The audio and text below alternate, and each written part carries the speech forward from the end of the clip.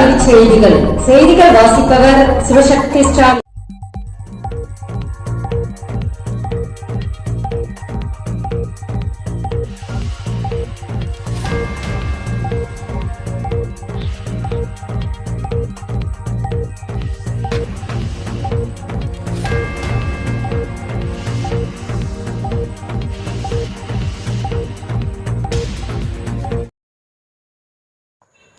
உதவி பேராசிரியர் பணிக்கு நெட்டு தேர்ச்சி கட்டாயம் அல்ல.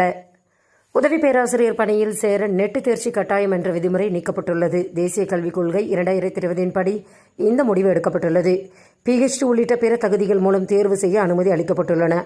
அதே வேளையில் பணியில் சேர்வதற்கு நெட்டு தேர்ச்சி கட்டாயம் இல்லை என்றாலும் உதவி பேராசிரியர்கள் பதவி உயர்வு பெற PhD கட்டாயம் என அந்த அறிக்கையில் கூறப்பட்டுள்ளது. 11-12ஆம் வகுப்பு செய்முறை தேர்வு தேதி அறிவிப்பு. 11-12ஆம் வகுப்பு செய்முறை தேர்வு அட்டவணையை பள்ளிக்கல்வித்துறை வெளியிட்டுள்ளது. 11ஆம் வகுப்பு செய்முறை தேர்வுகள் பிப்ரவரி 15 முதல் 21ஆம் தேதி வரை நடைபெறும் என்றும் பிப்ரவரி 7 முதல் 14ஆம் தேதிக்குள் 12ஆம் வகுப்பு செய்முறை தேர்வுகளை நடத்தி முடிக்கவும் உத்தரவிடப்பட்டுள்ளது. இதற்காக மாணவர்களை ஆசிரியர்கள் தயார் செய்ய விடுபட்ட பாடங்களை விரைந்து முடிக்கவும் அறிவுறுத்தியுள்ளது. இஸ்ரோவுக்கு 2வது தலைவரை கொடுத்த தமிழ்நாடு அரசு பள்ளி. இஸ்ரோவின் புதிய சேர்மனாக வி. நாராயணன் வரும் 14ஆம் தேதி பொறுப்பேற்க உள்ளார். குமரியைச் சேர்ந்த சிவன் ஏற்கனவே இஸ்ரோ தலைவராக இருந்த நிலையில் அரசு பள்ளியில் தமிழ் வழியில் படித்து இஸ்ரோவுக்கு தலைவராகும் நாராயணனும் குமரியைச் சேர்ந்தவர்.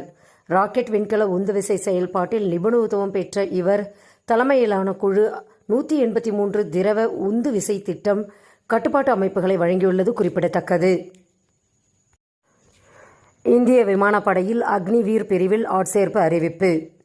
இந்திய விமானப்படையில் அக்னிவீர் பிரிவில் ஆட்சேர்ப்பு அறிவிப்பு வெளியாகியுள்ளது. 17.5 21 வயதிற்குள் உள்ளவர்கள் வரும் 27ஆம் தேதிக்குள் விண்ணப்பிக்கலாம். கல்வி தகுதி +2 முடித்திருக்க வேண்டும். மேலும் விவரங்களுக்கு www.agnibathvaya.cdac.in என்ற இணையதளத்தை பார்க்கலாம்.